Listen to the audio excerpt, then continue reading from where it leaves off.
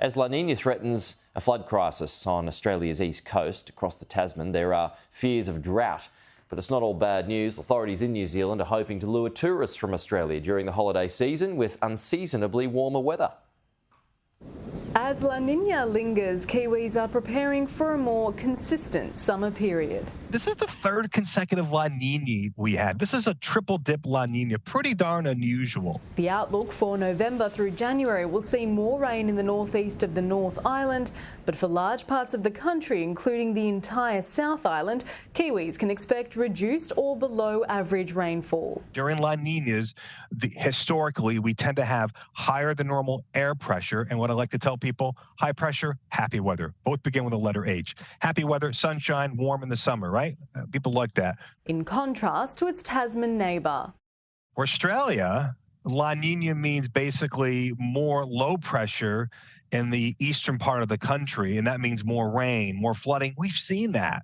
That's also largely due to westerly winds blowing across the Pacific Ocean and over Australia, while in New Zealand during La Nina, winds blow from the opposite direction. Countrywide, it looks like we will see above average temperatures, providing the perfect combination for a holiday abroad. Yeah, come across the ditch to New Zealand, and you'll be more likely to see some warmth. Absolutely, we'd love to see Australians coming back. Australia is our biggest visitor market, and actually they skew, if you look historically, towards the summer. Figures from New Zealand Tourism suggest 41% of Australians are looking to cross the Tasman by summer, where, although neighbouring countries, La Nina will bring drier conditions. Well, it's been a tough time for our Australian mates in terms of the weather patterns and the floods. Pre-COVID, Australians spent $2.4 billion in New Zealand. It's hoped the summer period will see those figures return, if not more.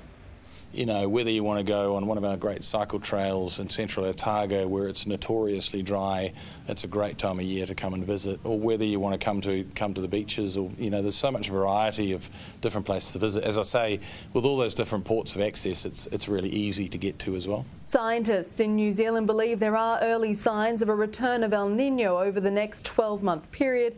Until then, they're monitoring for a potential risk of drought throughout the summer. We do have to concern ourselves with dryness, because too much of a good thing is a bad thing. Can't have cake every day.